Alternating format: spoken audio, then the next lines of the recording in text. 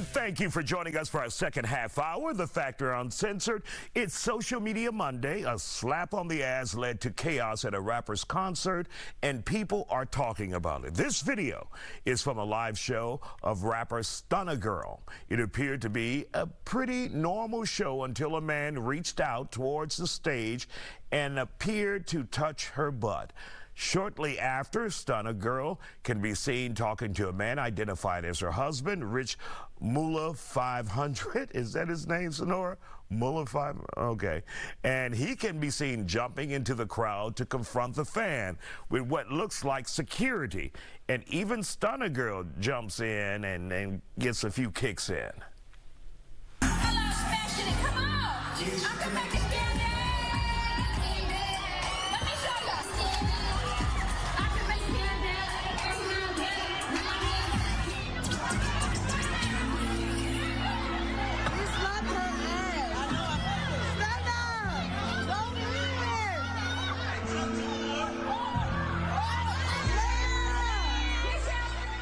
In an interview, the fan involved says he touched Stunna Girl's butt because everyone else was doing it, and he wanted to see what it felt like for himself.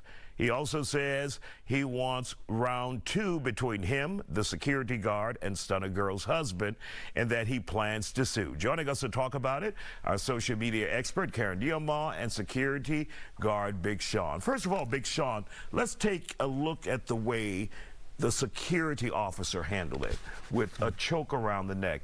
Is that appropriate? How should have that been handled from your perspective as a professional? Well, no, it wasn't a professional way to go about it. Grabbing around the neck isn't necessary at all.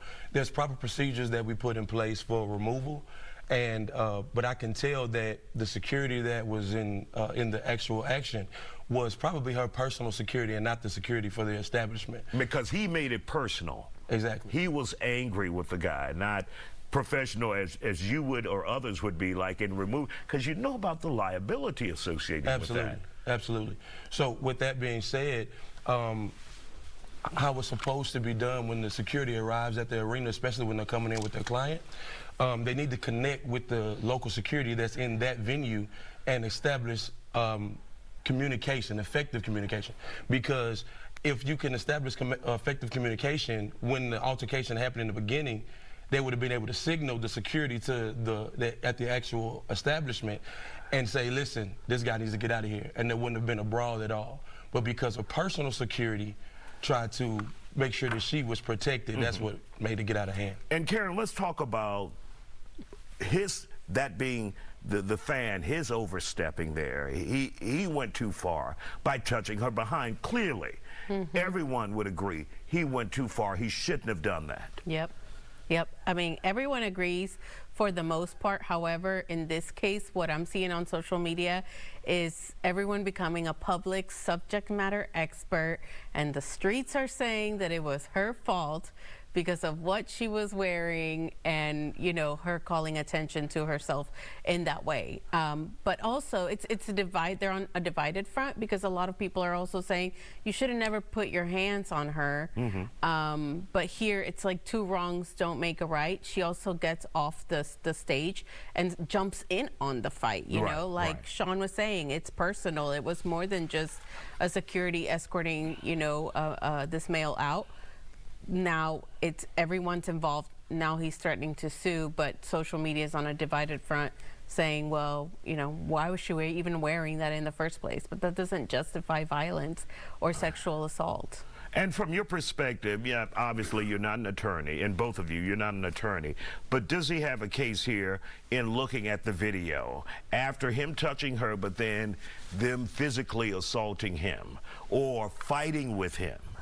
I don't know. And I want to hear from both of you. Go ahead. Yeah, I mean, I'm not, like you said, you know, I'm not an attorney, but I do think that she was provoked. You know, she thought about it for a second. She digested the situation, like what just happened.